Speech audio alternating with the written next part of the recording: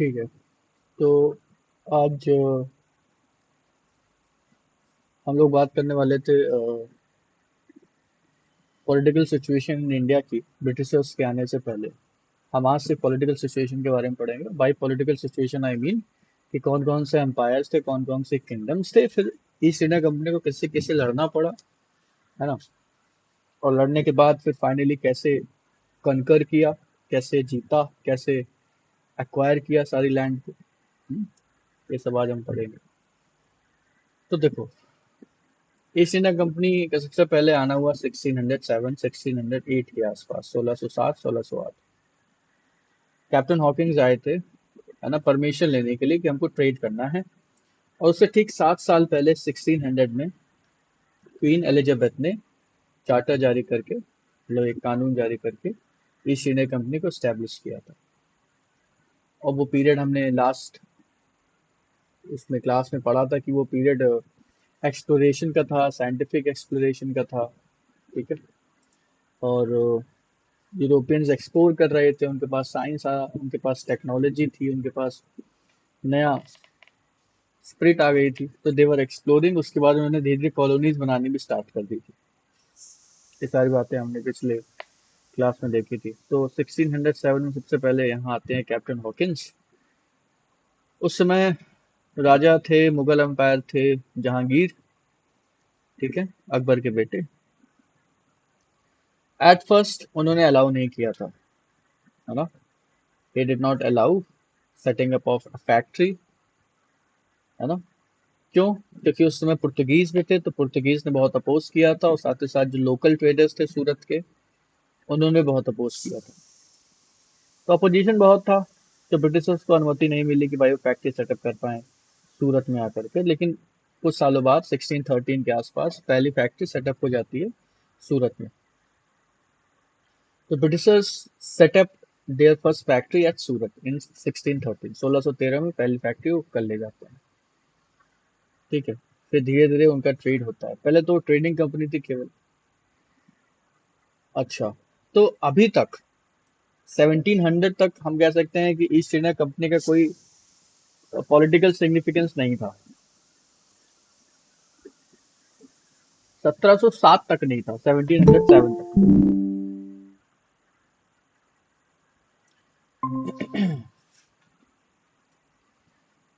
तो टिल 1707 उनका कोई पॉलिटिकल सिग्निफिकेंस नहीं था। क्यों नहीं था? क्योंकि सेंट्रल लेवल पर Mughals were still strong. Mughals अभी भी बहुत मजबूत थे, ताकतवर थे। तो ईस्ट इंडिया कंपनी का कोई सिग्निफिकेंस था नहीं। 1707 में औरंगजेब डाइड, और औरंगजेब के मरने तक मुगल एम्पायर बहुत ही पावरफुल था। इवन औरंगजेब के जाने के बाद भी इट वॉज पावरफुल, लेकिन धीरे धीरे वो कमजोर होता चला गया था। औरंगजेब मरता है 1707 में। ठीक है। उसके बाद कुछ साल सक्सेशन की लड़ाई चलती है। फिर एक बहादुर शाह नाम का राजा बनता है, मुगल एम्पायर। बहादुर शाह। बहादुर शाह 1-2 साल रूल कर पाता है, उसके बाद जहानदार शाह आता है। तो औरंगजेब के बाद बहादुर शाह, फिर जहानदार शाह। ठीक है। और जहानदार शाह एक नंबर का पियक्कड़ आदमी था। नशा करना, दारू पीना, और उस समय अफीम की खेती अफगानिस्तान से होने लगी थी, तो मुगल लोग काफी अफीम में डूब गए थे, मुगल राजा सारे। तो इनकॉम्पिटेंट हो गए थे, बिल्कुल भी किसी भी तरह से लायक नहीं रह गए थे राज्य करने के, रूल करने के। तो जब सेंट्रल अथॉरिटी कमजोर होती है, तो फिर जो राजा को हराना चाहते हैं, जो किंगडम को हटाना चाहते हैं, उनको एक मौका मिल जाता है। मौका मिला। मौका मिला किसको? लोकल लोगों को, जो वहां पे ऑलरेडी ताक में बैठे थे कि कब राजा कमजोर और वहां अपना हाथ मार ले। अब मौका मिला ईस्ट इंडिया कंपनी को।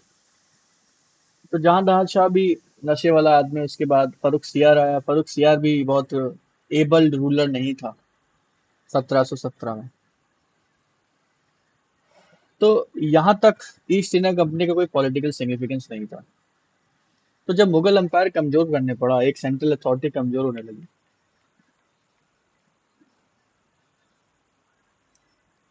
तब ईस्ट इंडिया कंपनी को मौका मिला नई चीजें पे कब्जा करने का। एक और बात, उस समय मराठा भी पावरफुल बन चुके थे। ठीक है, मराठाओं का जो साम्राज्य था उसकी स्थापना की शिवाजी ने, छत्रपति शिवाजी 1658 में।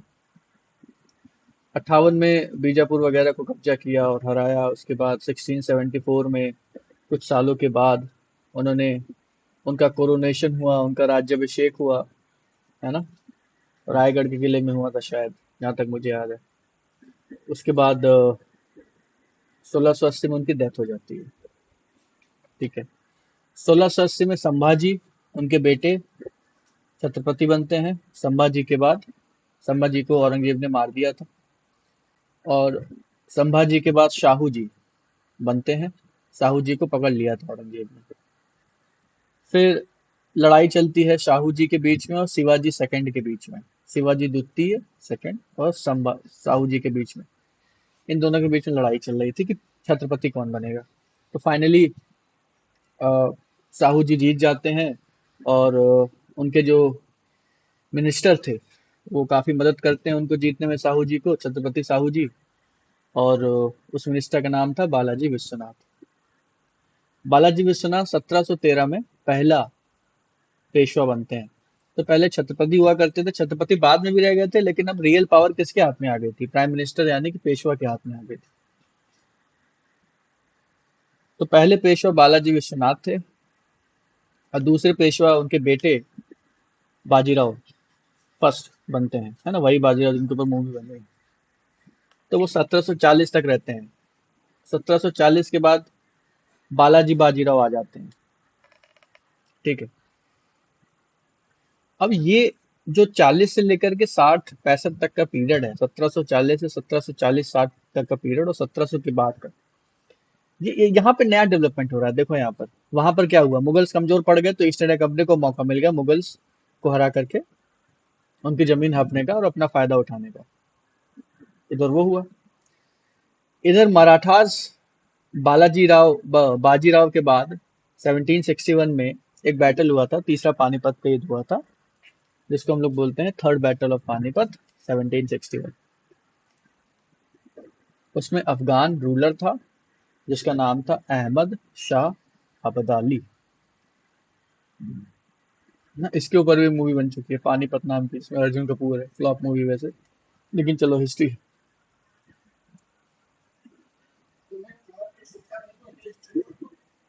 तो अहमद शाह अब्दाली कई बार आ चुका था भारत, 1746 से लेकर के 1750 तक, तो कई बार आया, लूट वूट के गया। सब लुटेरे थे वैसे। और अब्दाली का जो बॉस था उसका नाम था नादिर शाह। नादिर शाह 1739 में आता है और पूरी दिल्ली लूट ले जाता है। ठीक है, क्योंकि मराठा अभी तक दिल्ली तक तो पहुंचे नहीं, मराठा एक्चुअली कभी दिल्ली तक पहुंच भी नहीं पाए। तो दिल्ली मुगलों पे ही थी अभी भी, अभी मुगल आ जाए थे लेकिन कमजोर हो गए थे। तो उस समय जो राजा था वो इतना भगौड़ा था कि लगभग भाग ही गया वो वहां से, और नादिर शाह को मौका मिल गया 1739 में। नादिर शाह ने आक्रमण किया, लूटा, पूरी दिल्ली को लूट लिया था। इसे हम लोग कहते हैं सैकिंग ऑफ अ सिटी। उसके बाद जो शाहजहां का एक फेमस पिकॉक थ्रोन था, है ना, जिसपे डायमंड वायमंड लगा हुआ था ढेर सारा, उनकी मोर का जो गद्दी थी बहुत ही फेमस था, उस पर शाहजहां बैठा करते थे, वो उठा के ले गया, चुरा के ले गया। और कोहिनूर हीरा वो चुरा करके ले गया नादिर शाह। और नादिर शाह का ही शिष्य था, चेला था, डिसाइपल था अहमद शाह अब्दाली, जो उनके 10-15 साल के बाद आता है। और 1761 में लड़ाई होती है मराठा और अहमद शाह अब्दाली के बीच में, जिससे मराठा बहुत बुरी तरह से हार जाते हैं। इसे हम लोग थर्ड बैटल ऑफ पानीपत कहते हैं, between Afghan leader Ahmad Shah Abdali and Marathas. Marathas को लीड कर रहे थे सदाशिव राव भाऊ। वो पेशवा नहीं थे, पेशवा विश्वास राव थे, बालाजी बाजीराव के बेटे। विश्वास राव नाम था उनका, लेकिन सदाशिव राव भाऊ नाम के एक कमांडर थे, भतीजे थे उनके, उनके चाचा वाचा लगते थे। तो वो लीड कर रहे थे लेकिन हार गए थे, अपने पूरे परिवार के साथ लड़ने चले गए थे। वो भी मारे गए तो परिवार भी मारा गया। और मराठा जो है वो गोरिल्ला वॉर के लिए जाना जाते थे, है ना। गोरिल्ला वॉर पता है क्या होता है? गोरिल्ला वॉर होता है छुप छुप के वॉर करना, मतलब एक साथ हम सीधी लड़ाई नहीं लड़ रहे हैं, हम पॉकेट्स में, हम स्टेजेस में लड़ाई लड़ रहे हैं। ठीक, जैसे जंगलों में अगर आप बात करें, आप जंगल में जा रहे हो, आपको पता नहीं है कब आपके ऊपर आक्रमण हो जाएगा, हो सकता है ऊपर से कुछ सैनिक कूद जाए, आपको कूद कूद कूद के चले जाएं, हो सकता है आपके राइट से कभी आके आक्रमण करके चले जाएं, आक्रमण करके भाग जाएंगे फिर छुप जाएंगे। तो सीधी लड़ाई में हो सकता है उनका नुकसान हो जाए। तो वो मराठा सीधी लड़ाई के लिए नहीं जाने जाते थे, गोरिल्ला वॉरफेयर के लिए जाने जाते थे। लेकिन अहमद शाह अब्दाली के साथ सीधी लड़ाई लड़ ली और हार गए। मराठाओं को किसी ने साथ भी नहीं दिया था, ठीक है, क्योंकि उस समय जो पॉलिटिकल कंडीशन थी, अब देखो हम लोग मैप बना बना के समझेंगे कौन राजा क्या कर रहा था वहाँ पे, ठीक है। तो हम लोग पहले बात करते हैं मुगल्स की। जब ब्रिटिश आए थे, जब ईस्ट इंडिया कंपनी आए थे, तो राजा कौन था? जहांगीर। पहले उन्हें परमिशन नहीं मिलती, बाद में परमिशन मिल जाती है, और पहले फैक्ट्री ब्रिटिश कहाँ पे लगाते हैं? सूरत पे। फिर ट्रेडिंग करना शुरू करते हैं। फिर जब तक औरंगजेब जिंदा था तब तक मुगल एम्पायर एक स्ट्रांग एम्पायर था। औरंगजेब कैसा था कैसा नहीं था वो डिबेट का इश्यू है, वो आप बता सकते हैं, लेकिन शक्तिशाली तो था। तो तब तक ब्रिटिश ईस्ट इंडिया कंपनी को मौका नहीं मिला अपनी धाक जमाने का। वो सिर्फ अपना ट्रेड में ही लगे रहे 100 साल तक। 100 साल तक उन्हें ऐसा कोई मौका मिला नहीं। औरंगजेब के कमजोर होने के बाद जो बाकी मुगल रूलर्स रहे, वो या तो कह सकते हैं कि देवर नॉट कम्पिटेंट, नालायक रहे, पियक्कड़ रहे, नशे में दारू पी पी के मर गया था जहां शाह, है ना, अफीम पीते थे, तो नशे में धुत रहते थे और उनको कोई होश वोश नहीं रहता था। बाद में जब नादिर शाह आता है और नादिर शाह 1739 में लूट के चला जाता है, तो ईस्ट इंडिया कंपनी को दिख जाता है साफ साफ कि ये देखो, ये है मुगल जो अपनी कैपिटल नहीं बचा पाए। तो सोचो हमारे पास कितना अच्छा मौका है कब्जा करने का भारत के ऊपर। हम्म? उसके बाद हमने मराठा की कहानी सुनी, शिवाजी आए, शिवाजी के बाद वो सक्सेशन की लड़ाई चलती है, संभाजी फिर साहू जी और शिवाजी सेकंड में साहू जी जीत जाते हैं। फिर बालाजी विश्वनाथ को पेशवा बना देते हैं। बालाजी विश्वनाथ के बाद बाजीराव पेशवा बनते हैं, है ना। उसके बाद बालाजी बाजीराव बनते हैं। 1761 में अहमद शाह अब्दाली आता है। अब्दाली के साथ लड़ाई होती है, थर्ड बैटल ऑफ पानीपत, जिसमें मराठा बहुत बुरी तरह से हार जाते हैं। तो मैं क्यों बता रहा हूँ? मैं इसलिए बता रहा हूँ, ये रीजन है कि ईस्ट इंडिया कंपनी को जो चैलेंज मिल सकता सर था। प्रणाम। प्रणाम आदित्य। ईस्ट इंडिया कंपनी को जो चैलेंज मिल सकता था, जो जो उनको मुकाबला मिल सकता था, वो नहीं मिला। क्यों? मुगल कमजोर पड़ गए थे, दिख रहा है साफ साफ, और मराठा भी बुरी तरह से हार गए थे। बाकी जो कसर बची थी, बाद में इंग्लिश मतलब ईस्ट इंडिया कंपनी और अंग्रेजों ने मराठा को हरा दिया, बाकी कसर बाकी छोड़ दी उन्होंने। तो मुगल कमजोर, मराठा कमजोर, यही दो सबसे बड़ी ताकत थे उस समय भारत में।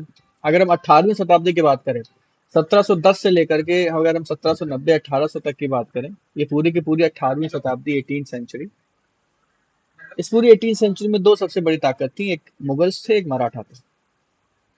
मुगल भी हारे अफगान अब नादिर शाह के हाथ, और मराठा भी हारे अफगान अब्दाली शाह के हाथ, अहमद शाह अब्दाली। तो दोनों ताकतें कमजोर पड़ गई। अब ईस्ट इंडिया कंपनी के रास्ता खाली हो गया। अब उनको लगा कि ऐसा है भैया, कोई है नहीं हमको रोकने वाला, अब बड़ा आसान है। ईस्ट इंडिया कंपनी ने 1757 में बंगाल को हराया। उसके बाद 64 में अवध और मुगलों को भी हरा दिया। फिर वो मुगल को हराने के बाद, मराठाओं को हराने के बाद, मैसूर को हराने के बाद, और अंग्रेजों ने भी सिखों को हराने के बाद, राजा रणजीत सिंह थे, उनको भी हरा दिया। मतलब Bengal east, Punjab north west, ठीक है, और मराठा, अगर हम बात करें साउथ वेस्ट की, अगर हम साउथ की बात करें तो मैसूर। मतलब चारों दिशाओं में अंग्रेजों ने फतह की। फाइनली 1818 के बाद ही आप कह लीजिए, 1846 के बाद कह लीजिए, 1850 के बाद जब लॉर्ड डलहौजी आते हैं, तब का डेटा कहता है कि उस टाइम तक 1850 लॉर्ड डलहौजी के टाइम तक और 1857 में जो रिवोल्ट हुआ था उस टाइम तक अंग्रेजों के पास 67% टेरिटरी डायरेक्ट अंडर रूल थी। टू थर्ड टू थर्ड मतलब 67% डायरेक्ट अंडर रूल थी, मतलब डायरेक्टली रूल कर रहे थे वो, सीधे। बाकी इनडायरेक्टली रूल कर रहे थे। तो पूरे इंडिया पे कब्जा किया उन्होंने। ठीक है, लिख लेते हैं थोड़ा सा जो हमने डिस्कस किया उसका।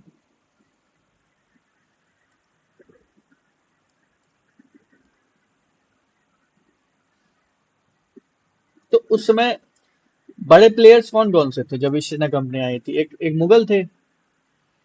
मुगल भी औरंगजेब के जाने के बाद कमजोर पड़ गए। मराठा थे। मराठा भी अहमद शाह अब्दाली के हाथ बुरी तरह हार गए।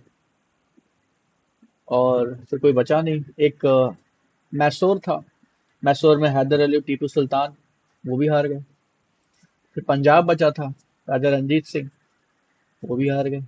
अब कोई बचा ही नहीं ईस्ट इंडिया कंपनी को चैलेंज देने के लिए। कोई नहीं बचा। ईस्ट इंडिया कंपनी सबसे बड़ी ताकत बन के उभरी। और राजा रंजीत सिंह ने कहा है कि जब ईस्ट इंडिया कंपनी जीत उत रही थी तो उन्होंने ये लाइन बोली थी कि ये जो दिख रहा है अभी भारत नक्शा, ये पूरा का पूरा लाल हो जाएगा। जहां पर लाल नहीं वहां पे भी लाल हो जाएगा। ईस्ट इंडिया कंपनी पूरा कैप्चर कर लेगी। लाल होने का मतलब ईस्ट ब्रिटेन का झंडा लाल था ना, तो पूरा लाल हो जाएगा। तो ये राजा रंजीत सिंह ने कहा था, उनकी बड़ी फेमस लाइन है। कई बार पूछ ली जाती है ये लाइन किसने कही थी। हम्म? कि जहां लाल नहीं वहां भी लाल हो जाएगा। तो राजा रंजीत सिंह की लाइन है ये। उन्होंने ईस्ट इंडिया कंपनी के लिए कहा था, है ना। बाकी चलो यहाँ तक हमने पढ़ा। आगे हम पहले इसको लिख लेते हैं फिर आगे के डिस्कस करते हैं।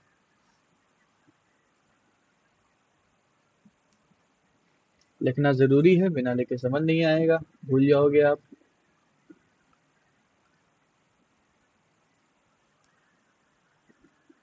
तो देखो, सीरियल वाइज चलते हैं, जो जो मैंने बताया वैसे वैसे लिखते हैं।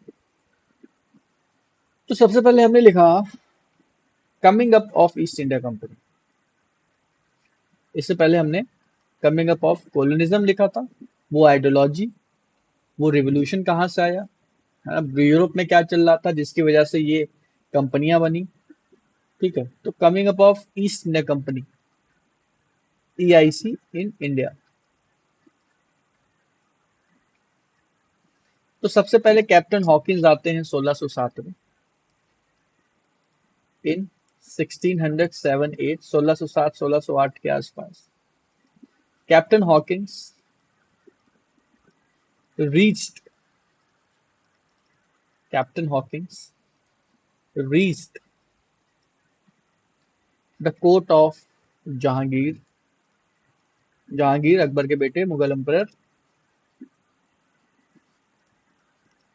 But could not get the permission, लेकिन उन्हें परमिशन नहीं मिली फैक्ट्री लगाने की। Could not get the permission to set up a factory at Surat. Surat में लगाना चाहते थे क्योंकि वहां पे कॉटन काफी होता था। कॉटन टेक्सटाइल के लिए आए थे वो।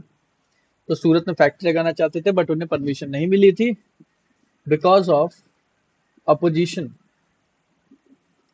कौन अपोज कर रहा था उस समय? पुर्तगाली थे भारत में, अच्छे तरीके से पुर्तगाली स्टैब्लिश हो चुके थे। Because of opposition from Portuguese and local traders. वहां के जो लोकल ट्रेडर्स थे उन्होंने भी मना कर दिया कि यार बाहर का कोई आएगा यहाँ पे व्यापार करेगा, हमारा नुकसान हो जाएगा। तो जहांगीर ने ये सब देख करके मना कर दिया। And local traders of Surat.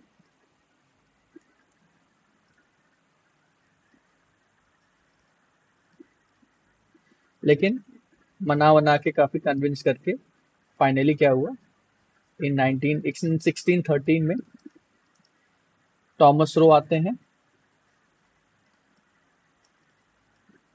Thomas Roe visited and First British factory, first British factory was set up at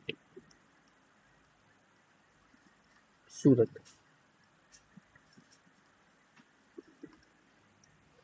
1617 1613 के आसपास, 13 से 14 के आसपास सूरत में पहली ब्रिटिश फैक्ट्री लगा दी थी। शुरू में परमिशन नहीं मिली, लेकिन बाद में मिली। ठीक। तो ये लोग ट्रेड के लिए आए थे, क्योंकि इंडिया से ट्रेड बहुत प्रॉफिटेबल था। यहाँ का सामान जब वास्को डिगामा लेकर के गया वहां पर, तो वहां पे 10-12 गुना उसको प्रॉफिट मिला, और इतना सारा प्रॉफिट देख के बोरा गए। कहा कि जब इतना प्रॉफिट मिल सकता है तो हम ट्रेड वहां क्यों ना करें। और जहाँ यहाँ पर आए, ट्रेड करने लगे। जब उनको पता चला कि यहाँ पर बहुत अपोजिशन मिल रहा है, तो उन्होंने कहा ऐसा है, इन्हीं को जीत लेते हैं और यहीं पर अपनी फैक्ट्री लगाते हैं और इनको अपनी कॉलोनी बना लेते हैं। कॉलोनी बनाने के बाद हम लोग इंपीरियल हो जाएंगे, खूब ढेर सारा एक्सप्लॉइटेशन करेंगे रिसोर्सेज का।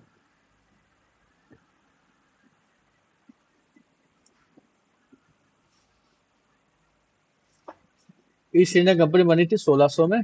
1600 में चार्टर आया था, एलिजाबेथ ने जारी किया था। 1600 जब अकबर था भारत में, लेकिन वो भारत में नहीं आए थे। तो अब हम देखते हैं, एक मैप से समझते हैं कि क्या उस समय कौन कौन सी पावर कहाँ कहाँ थी। जब ईस्ट इंडिया कंपनी की बात करी, जब वो आई थी 1613 1620 1630 के आसपास, उस समय क्या पॉलिटिकल कंडीशन थी। तो 1700 तक ईस्ट इंडिया कंपनी का कोई सिग्निफिकेंस था नहीं। वो सिर्फ ट्रेड कर रहे थे, उसके अलावा वो उतनी बड़ी ताकत थी नहीं। ठीक है। तो हम बात करते हैं 17th सेंचुरी की। 17th सेंचुरी मतलब ब्रिटेन के आने के बाद और 1700 के आखिरी तक, 1600 से लेकर के 1700 तक की अगर हम बात करें तो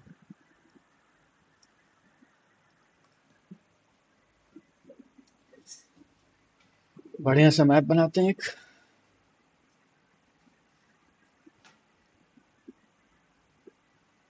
ये कर लेते हैं। चलो, ये रहा अपना खूबसूरत सा इंडिया,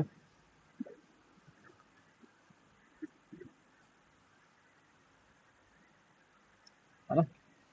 अब देखो, पूरे नॉर्थ इंडिया में तो किसका दबदबा है? मुगल्स का।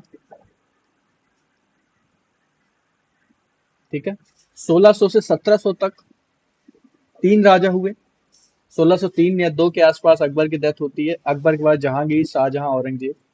तो लास्ट तक औरंगजेब था, है ना। औरंगजेब की डेथ होती है 1707 में, वो हम लोग इसके बाद देखेंगे। तो 17th सेंचुरी में नॉर्थ इंडिया को मेजरली कंट्रोल करने वाले थे मुगल्स, लेकिन शिवाजी ने भी अपना एम्पायर बनाना शुरू कर दिया था।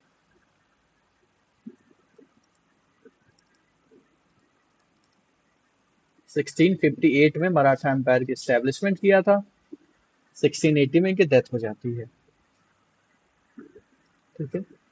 इसके अलावा उस टाइम पर कौन कौन था? उसके अलावा इस टाइम पर वो जो डायनेस्टीज थी, कुतुबशाही डायनेस्टी, कौन कौन सी? अहमदनगर,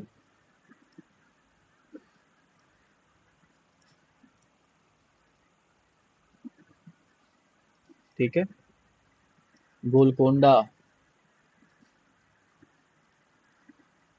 ये वही गोलकोंडा, अहमदनगर और बीजापुर है जिन्होंने 1565 में विजयनगर एम्पायर को हराया था राक्षस तांगड़ी के बैटल में। बीजापुर, बिदार, बेरार, ये सब ऐसे इनके छोटे मोटी टेरिटरीज हुआ करती थी। तो ये सब डायनेस्टी वाले हैं जो टूट टूट के बने थे अलग अलग। तो शिवाजी ने बाद में बीजापुर वगैरह को भी जीता था, और उसके बाद औरंगजेब ने बीजापुर को जीत लिया था, है ना। तो मतलब शिवाजी से हाथ से चला गया था। तो बीजापुर के ही सुल्तान ने अफजल खान को भेजा था शिवाजी को मारने के लिए। एक बहुत बचपन हम लोग कहानियां पढ़ते हैं शिवाजी वाली। अफजल खान गया था, शिवाजी को बोला था नियत्ता आना, तो शिवाजी नियत्ता गए थे। अफजल खान ने बाद में उनको मारने की कोशिश की थी, तो शिवाजी के पास कोई अपना कड़ा वगैरह का कुछ हथियार था, उससे उन्होंने अफजल खान को मार दिया था। ये बीजापुर के सुल्तान ने भेजा था शिवाजी को मारने के लिए, है ना। मतलब शिवाजी गए थे अफजल खान के पास। इसके बाद औरंगजेब ने भी 2 बार हराने की कोशिश की थी। एक बार नहीं हरा पाए थे, लेकिन एक बार हरा दिया था। तो औरंगजेब ने शिवाजी को हराया था 1668-70 के आसपास। राजा जयसिंह थे अम्बेर के, तो राजा जयसिंह गए थे शिवाजी को हराने, तो उन्होंने शिवाजी को हरा दिया था। तो शिवाजी को कैप्चर कर लिया था, लेकिन शिवाजी फिर छूट के भाग गए थे, और शिवाजी ने जो हारा था वापस से जीत लिया था, है ना। 1674 में फिर उनकी उनकी उनका जो है राज्याभिषेक हुआ था, और उस समय मुगल एम्पर औरंगजेब था। औरंगजेब और शिवाजी की काफी दुश्मनी लड़ाई चलती रही पूरे पीरियड में। ठीक है। इसके अलावा अगर हम बात करें साउथ की, है ना, तो साउथ में उस समय ये जो बहमानी किंगडम था, ये जो बीजापुर गोलकोंडा बिदार, ये सब बहमानी किंगडम से निकल के आया। इसके अलावा मैसूर किंगडम था,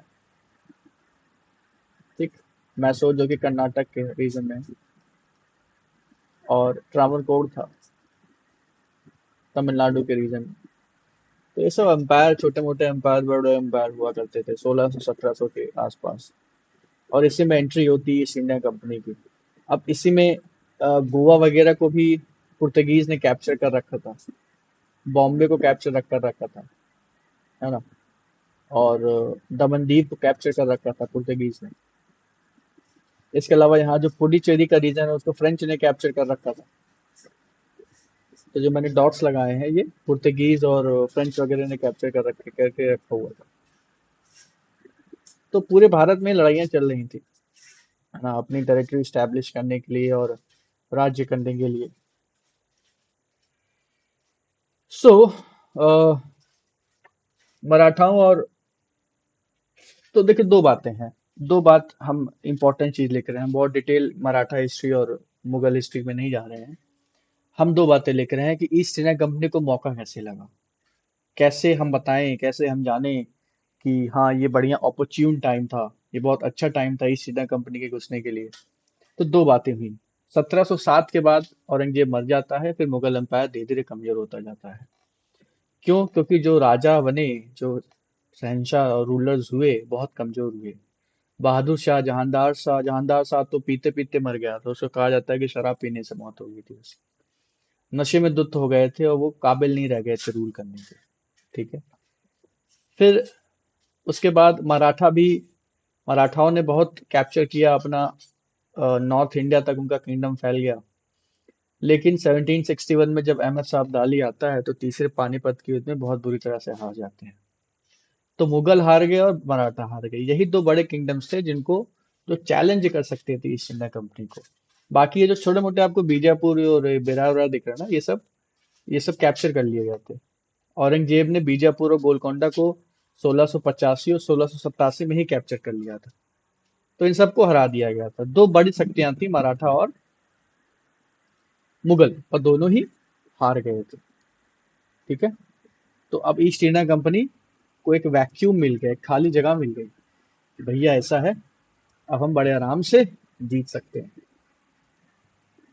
तो हुआ ये, two important developments took place. क्या लिखेंगे हम लोग? Two important development took place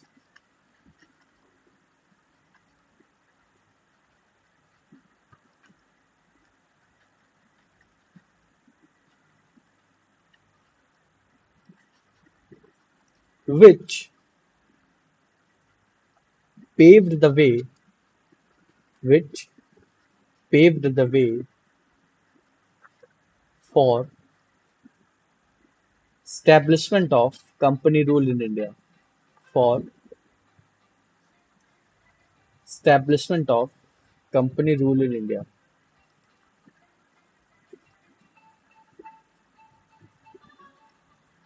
ठीक है। दो इंपॉर्टेंट डेवलप हुए थे। क्या क्या हुए थे? सबसे पहला, पहला लिखिएगा, after the death of Aurangzeb in 1707, after the death of Aurangzeb in 1707, Mughal Empire became weak.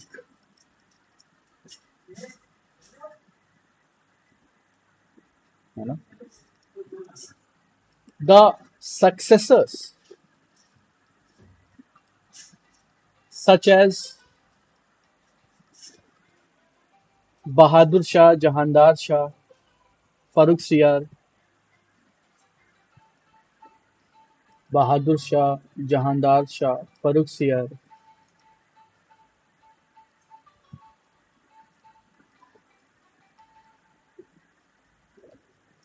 है ना? Were very weak, बहुत कमजोर राजा थे, पियक्कड़, नशेड़ी आप कह सकते हैं पूरी तरह से. Were very weak and unable to rule and unable to rule.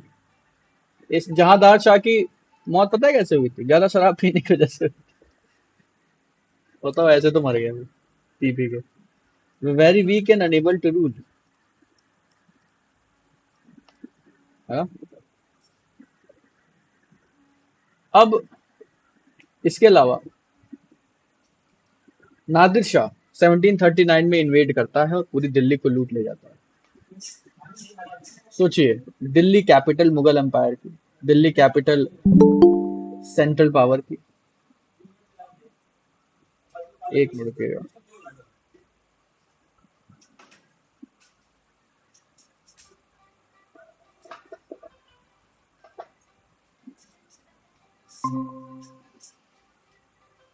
क्या हुआ? एग्जिट कैसे हुआ तुम्हारा?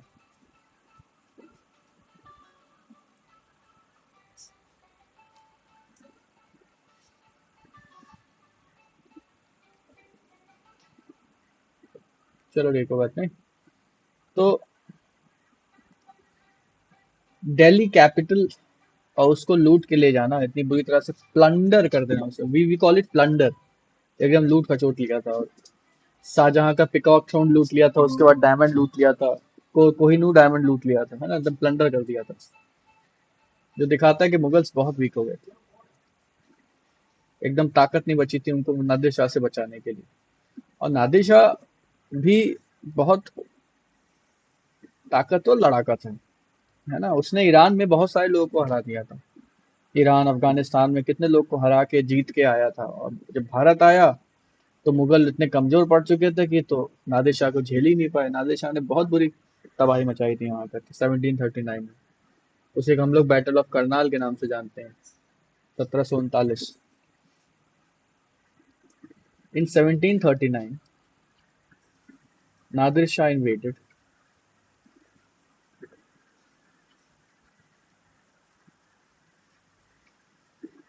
ना, एंड प्लंडर्ड. प्लंडर मतलब पूरी तरह से लूट लेना. Plundered Delhi, looted peacock throne of Shahjahan, peacock throne of Shahjahan. इस पिकॉक थ्रोन पे ना बहुत सारे डायमंड और हीरे जवाहरात जड़े हुए थे, पूरा लूट लिया था. And took away with himself, took away with himself Kohinoor diamond. Kohinoor को चुरा के ले गया,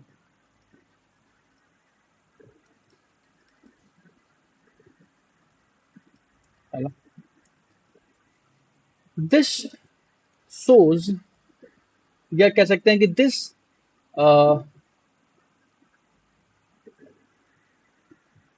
exposed, this exposed the fragility. Fragility मतलब एकदम कमजोरी, फ्रेजाइल, वीकनेस.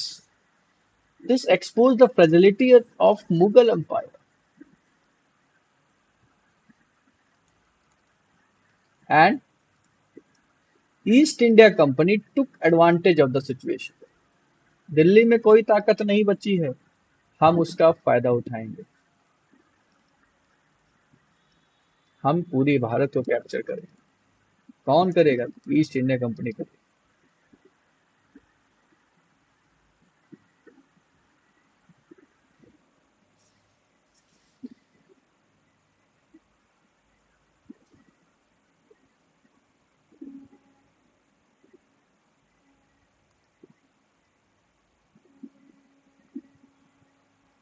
सेकंड क्या हुआ था बच्चा? सेकंड हुआ था डिफीट ऑफ मराठास। ठीक है, इन 1761,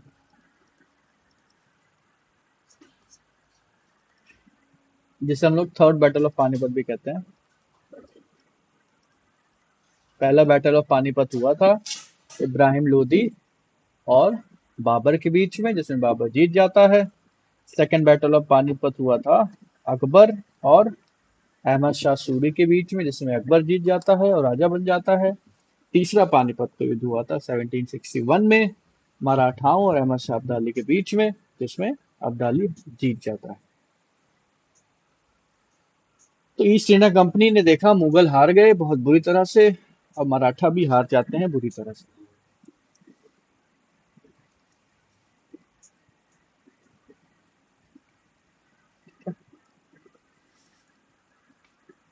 Ahmad Shah Abdali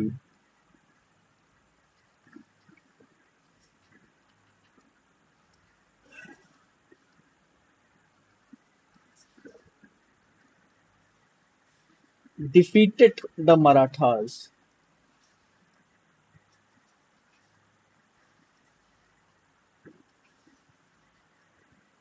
in the Third Battle of Panipat, 1761.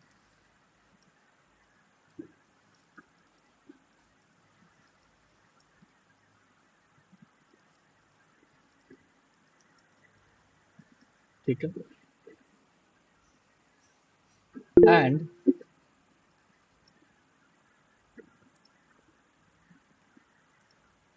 8:30 तक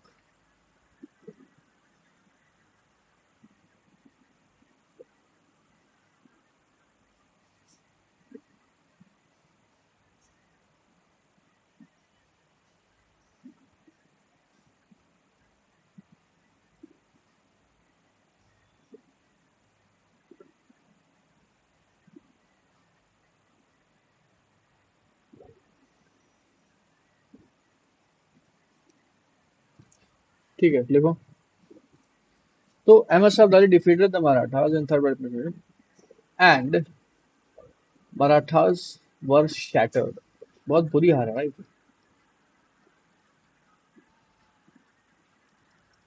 और इतनी कमर टूट गई उसके बाद से वापस से ऊपर नहीं उठता है मराठा। तो 1760 तक काफी एक्सपेंशन होता है मराठा एम्पायर का, लेकिन फिर धीरे धीरे कम होते चले जाते हैं और फाइनली ईस्ट इंडिया कंपनी इनको हरा देती है। Finally Marathas are defeated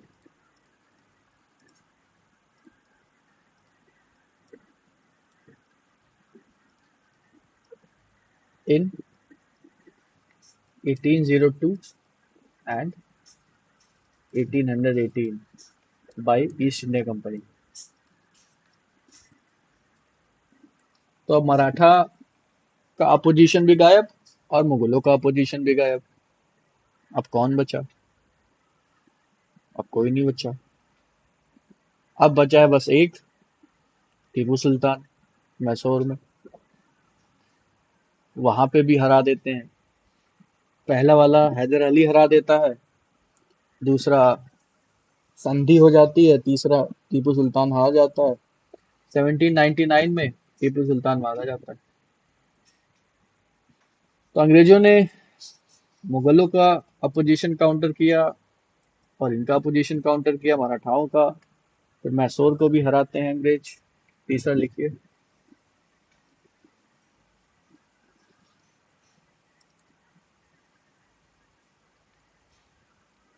the ruler of या रूलर्स ऑफ मैसूर,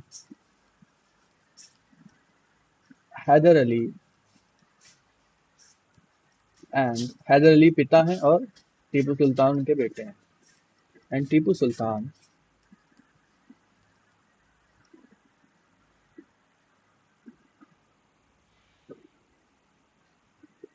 presented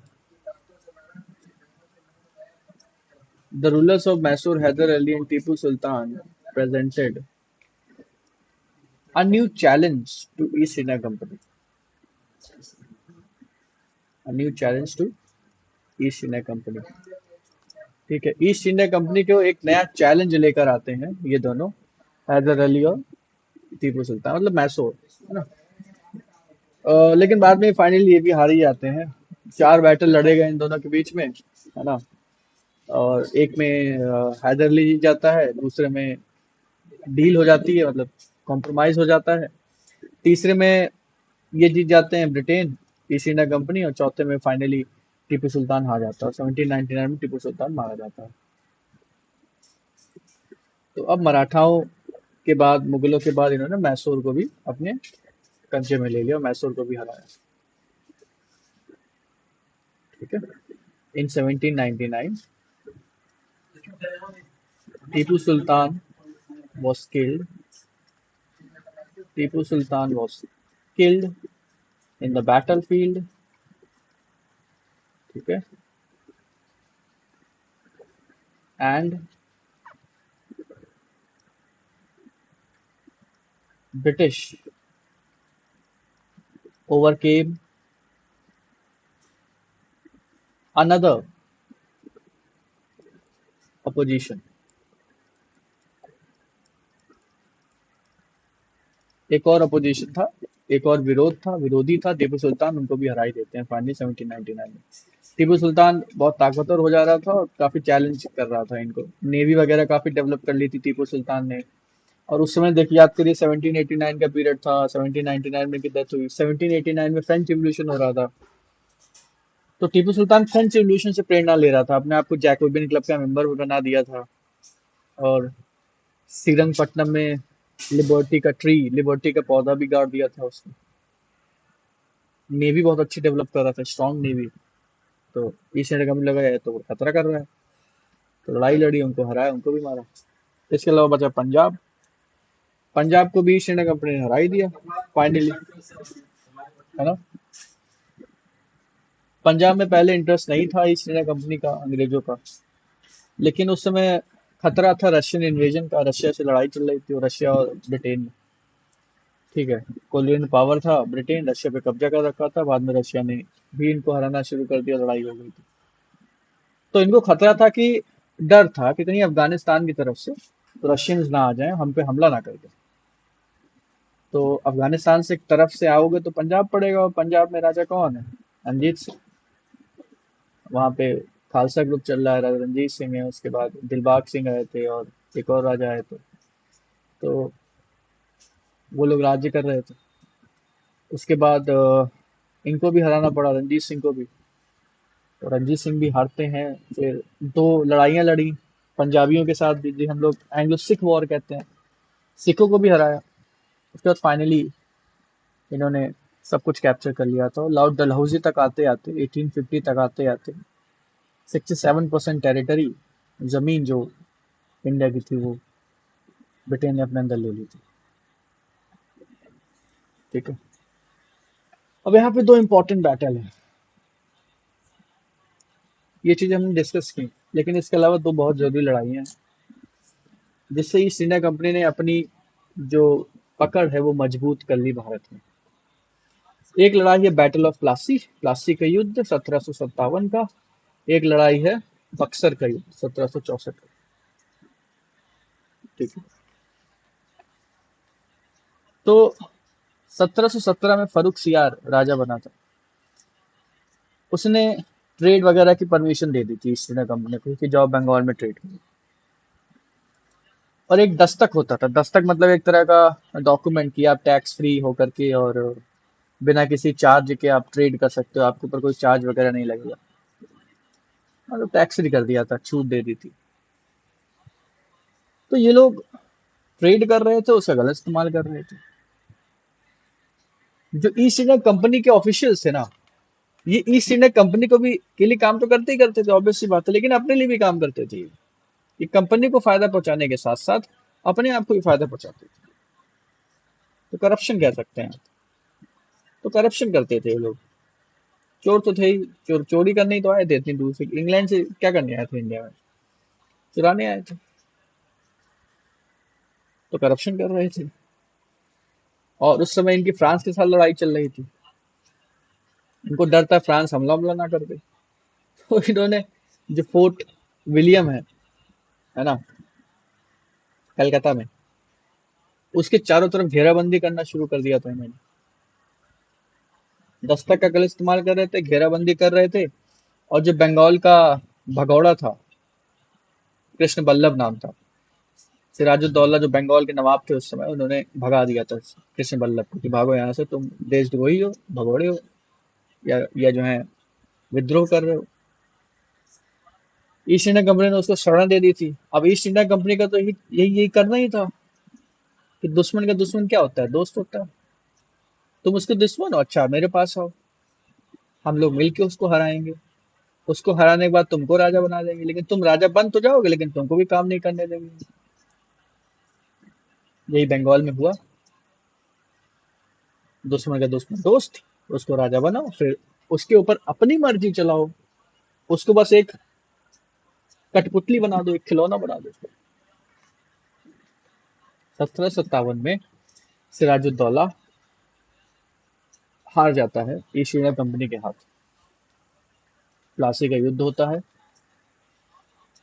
हारता क्यों है? अपनों के ही धोखों की वजह से। अपनों ने ही उसके धोखा दे दिया। मीर जाफर जो उसका कमांडर था, सेनापति, उसने आर्मी लड़ने भेजी ही नहीं। अब आप इमेजिन करिए, आप युद्ध भूमि में उतर गए, आप आर्मी से कहते हो आक्रमण, आर्मी कहती है नहीं हम आक्रमण नहीं कर सकते क्योंकि हमारे सेनापति हमने ऑर्डर ही नहीं मिला हमको। या सेनापति सेना लेके ना उतरे, आप अकेले पड़ जाओ युद्ध भूमि में, तो क्या होगा? हार जाओगे। तो वही हुआ, मीर जाफर ने दगा दे दिया सिराजुद्दौला को, सिराजुद्दौला हार जाता है। और फिर मीर जाफर को बंगाल का नवाब बना देती है ईस्ट इंडिया कंपनी। लेकिन धीरे धीरे मीर जाफर को भी पता चल जाता है कि ईस्ट इंडिया कंपनी काम नहीं करने देगी। राजा तो बन गया हूँ, लेकिन राजा ऐसा बना हूं जैसा लगता है कि दोनों हाथ काट दिए हैं मेरे। लूला राजा बना हूं, लूला, हाथ ही नहीं है। मीर जाफर फिर कोशिश करता है कुछ करने की, लेकिन नहीं करने दिया जाता। फिर मीर जाफर भाग जाता है, कहता है, मैं रहूंगा नहीं राजा। फिर मीर कासिम को बनाया जाता है। कासिम मर जाता है, फिर जाफर को बनाया जाता है। नहीं, कासिम भी भाग जाता है क्योंकि उसको पता चल जाता है कि ईस्ट इंडिया कंपनी के अंदर रह के काम नहीं कर सकते। क्यों? क्योंकि वो आपको पपेट रूलर बनाना चाहती है, आपको सिर्फ कठपुतली बनाना चाहती है। काम वो अपने आप से कराएगी, आपको सिर्फ राजा बनाएगी। तो जाफर भागा, कासिम आया, कासिम भागा, फिर जाफर आया। जाफर दो बार राजा बना था। तो जाफर मर जाता है, तो उसके बेटे नजमुद्दौला को राजा बनाया जाता है। फिर कासिम क्या करता है, जाता है अवध के नवाब के पास, सुजाउद्दौला। और उस समय जो मुगल एम्परर थे, शाह आलम सेकंड नाम था, शाह आलम द्वितीय, शाह आलम सेकंड। तो शाह आलम और सुजाउद्दौला के साथ मिलके मीर कासिम सोचता है हम ईस्ट इंडिया कंपनी को हरा लेंगे, लेकिन ईस्ट इंडिया कंपनी को नहीं हरा पाता। अब ये लड़ाई कितनी सिग्निफिकेंट है, इस बात से आप सोचिए कि मुगल एम्परर हार गया। अब मुगल एम्परर हार गया, इसका क्या मतलब है? हिंदुस्तान हमारा हुआ। क्योंकि मुगल भले ही उस तरह ताकतवर ना रह गए हों, लेकिन मुगल तब भी भारत के शहंशाह ही माने जाते। भारत के शहंशाह हार गए, तो नया शहंशाह कौन? हम। तो बंगाल, बिहार, उड़ीसा, उस समय का बंगाल पता है? आज का बंगाल तो सिर्फ आपको वेस्ट बंगाल दिखता है। उस समय के बंगाल में बच्चा, बांग्लादेश आता था, वेस्ट बंगाल आता था, और त्रिपुरा भी आता था। काफी बड़ा बंगाल, असम भी आता था। तो असम, त्रिपुरा, बांग्लादेश और वेस्ट बंगाल, इन सबको मिला के इतना बड़ा बंगाल बनता था। आज तो टूट गया है। और बिहार, बिहार उस समय का बिहार था और झारखंड, ये दोनों आते थे बिहार में। उड़ीसा के पोर्शन में भी उड़ीसा और तो मतलब पूरा ईस्ट इंडिया उसे अंदर आ गया था, पूरी तरह से कंट्रोल में ले लिया। उसके रेवेन्यू राइट्स ले लिए थे, जुडिशियल राइट्स ले लिए थे, कोर्ट कचहरी अब ईस्ट इंडिया कंपनी की चलेगी। रेवेन्यू कौन लगाएगा, टैक्स कौन कलेक्ट करेगा, ईस्ट इंडिया कंपनी करेगी। मुगल राजा अभी भी था, बस नाम का था, कोई पावर नहीं थी उसके पास, नाम का। बंगाल का नवाब अभी भी बना हुआ था, लेकिन नाम का था, कोई पावर नहीं थी उसके पास। अब देखिए ईस्ट इंडिया कंपनी ने क्या किया। ईस्ट इंडिया कंपनी ने मुगल एम्पायर से राइट्स खरीदे, दीवानी राइट। दीवानी राइट का मतलब एक टैक्स कलेक्शन का राइट, मुगल एम्पायर से, शाह आलम सेकंड से, है ना। बक्सर के युद्ध के बाद 1764 में बक्सर का युद्ध होता है, इसके बाद। तो 50 लाख रुपए दिया। कितना, 50 लाख। उसमें 50 लाख बहुत बड़ी रकम थी। तो 50 लाख रुपए देते हैं, कहते हैं कि हमको रेवेन्यू राइट दे दीजिए, दीवानी राइट मतलब हमको टैक्स कलेक्शन का राइट दे दीजिए। तो देना पड़ता है क्योंकि हारे थे भाई, अब क्या कर सकते हैं, दे देते हैं। अब वो 50 लाख कहाँ से लाए थे ब्रिटिश, पता है। अवध के जो नवाब थे सुजाउद्दौला, वो भी साथ में लड़े थे, वो भी हार गए थे। तो सुजाउद्दौला अवध के नवाब से 50 लाख लिया उन्होंने, कहा कि हमको वॉर का रिपरेशन दो। रिपरेशन का मतलब होता है भुगतान करो। तो 50 लाख लिया सुजाउद्दौला से, और वही 50 लाख उन्होंने दे दिया शाह आलम को। 1 रुपया ईस्ट इंडिया कंपनी का नहीं खर्च हुआ। अवध के नवाब से लेकर के मुगल एम्पर को दे दिया, 50 लाख लिया, 50 लाख दिया, लो, इधर का उधर। 1 रुपया ईस्ट इंडिया कंपनी का खर्च नहीं हुआ। और उसको बंगाल, बिहार, उड़ीसा पे सब राइट मिले। बंगाल, बिहार, उड़ीसा मान लो पूरा राज्य कर रहा था। फिर धीरे धीरे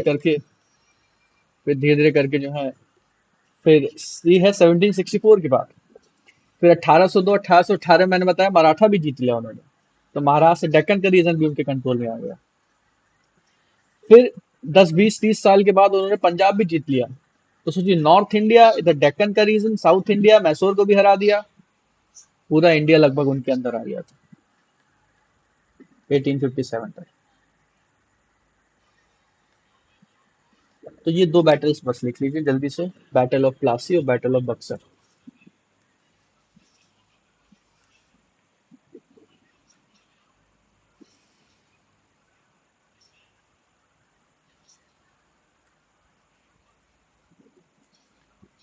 अरे ठीक है।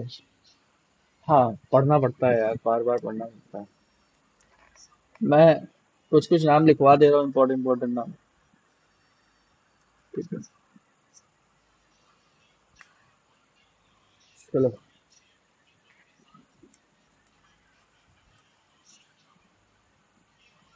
बैटल ऑफ प्लासी 1757 और battle of Buxar 1764।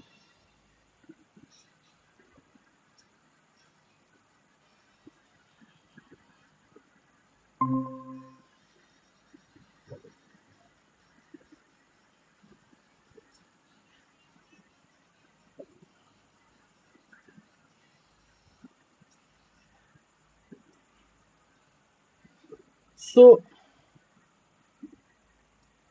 East India company was misusing the trading rights given to them। जो ट्रेडिंग राइट्स मिले थे, दफ्तर मिले थे, वो मिसयूज कर रहे थे और उससे करप्शन कर रहे थे, बेसिकली करप्शन कर रहे थे। मिसयूजिंग द ट्रेडिंग राइट्स दफ्तर्स given to them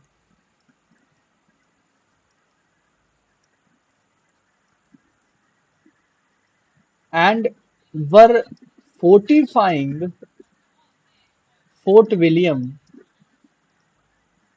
and were fortifying Fort William without the permission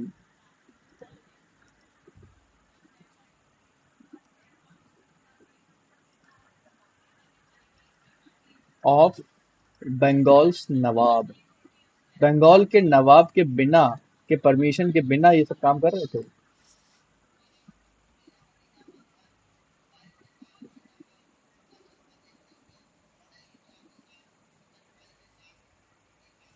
आपने एक ट्रेजेडी सुनी होगी, ब्लैक होल ट्रेजेडी बोलते हैं उसको। तो वो 1756 में हुई थी, बंगाल में हुई थी। कहीं ऐसे सुन लिया होगा, पढ़ लिया होगा, नहीं पढ़ा होगा तो जान लीजिए। उसमें क्या हुआ था कि जब इसी 1756 में, एक साल पहले, प्लासी से एक साल पहले, सिराजुद्दौला ने आक्रमण किया था अंग्रेजों के ऊपर, तो अंग्रेज भाग गए थे। आर्मी थी नहीं उनके पास, भाग के छुप गए थे। तो एक ही कमरे में, छोटे से कमरे में 40, एक ही छोटे से कमरे में 140, 150 लोग, लगभग 100, 150 लोग एक ही कमरे में भग गए थे। छोटे से कमरे में 150 लोग सफोकेट होके मर गए। ना वेंटिलेशन, ना दरवाजा खोल सकते हैं, दरवाजा खोलेंगे तो काट दिए जाएंगे। तो सिराजुद्दौला ने आक्रमण किया था, भाग खड़े हुए थे अंग्रेज। तो एक छोटे से कमरे में बंद होकर के कई लोग, कई 100 से ज्यादा लोग मारे गए थे ब्रिटेन के, मतलब ब्रिटिश, सारे ब्रिटिश ही थे। उसी को ब्लैक होल ट्रेजेडी कहते हैं। उसके बाद ब्रिटिशर्स ने पूरा वो बना लिया था कि हम तो बदला अब लेंगे ही। तो रॉबर्ट क्लाइव आता है। क्लाइव कहता है कि सिर्फ लड़ाई ही नहीं, दिमाग भी चलाओ। क्या दिमाग चलाता है? मीर जाफर को अपनी तरफ कर लेता है, कहता तुम इधर आओ, हम तुमको नवाब बनाएंगे। मीर जाफर कहते हैं बहुत सही, हम नवाब बनेंगे, हम आ रहे हैं। मीर जाफर आर्मी नहीं लेके जाता है, सिराजुद्दौला धोखा खा जाता है, तो मारा जाता है वो।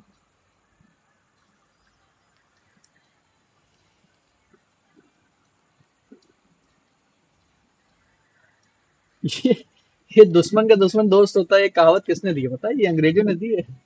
जिंदगी भर यही किया उन्होंने बस। दुश्मन का दुश्मन अपने साथ लिया है, दोस्त बनाया है, फिर उसी को कुचल दिया है। डिवाइड एंड रूल करते थे साले, जिंदगी भर डिवाइड एंड रूल किया है। और जाते जाते, भारत से जाते जाते डिवाइड करके गए।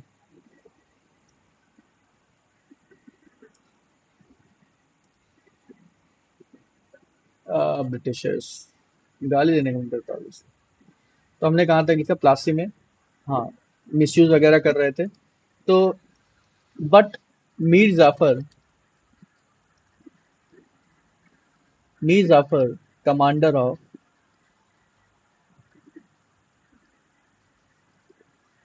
सिराजुद्दौला, सिराजुद्दौला अवध के, बंगाल के नवाब, साइडेड विद द ब्रिटिश, अंग्रेजों का साथ दे दिया उन्होंने। And Nawab Sirajuddaulah was defeated and killed।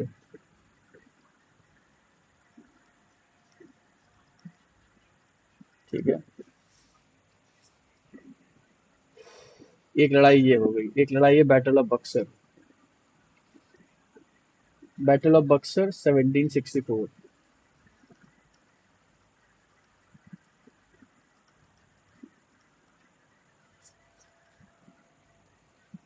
Mir Qasim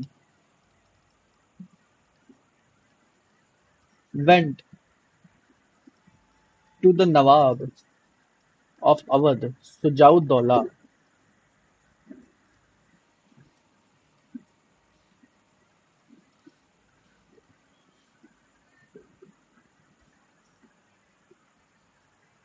and Mughal Emperor Shah Alam II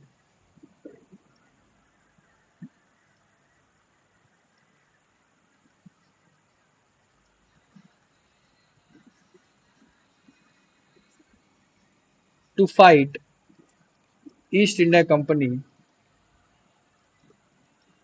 but they all were defeated। एक साथ लड़े थे फिर भी हार गए। क्या ही लड़े थे।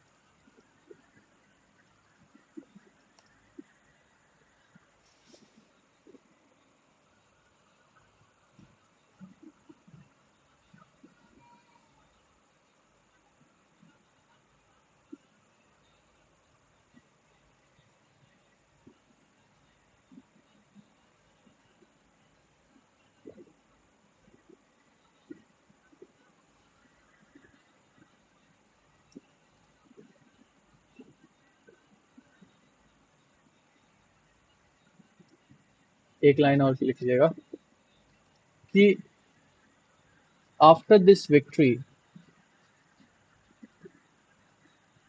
after this victory and also defeating Mysore in 1799, Marathas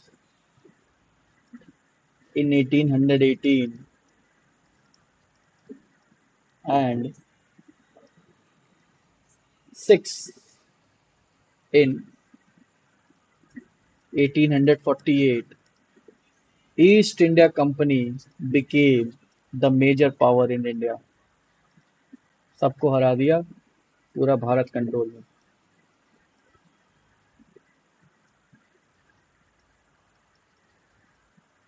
और सब के सब अपनी बेवकूफ़ी से हारे थे। कोई धोखे से हारा, कोई बेवकूफ़ी से हारा।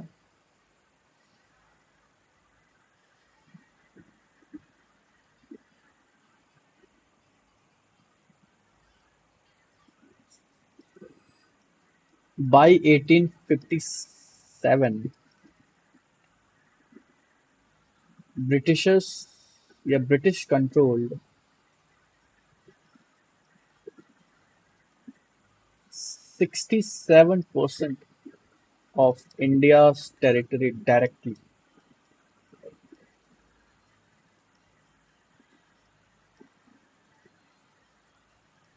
while other were while others were indirectly controlled.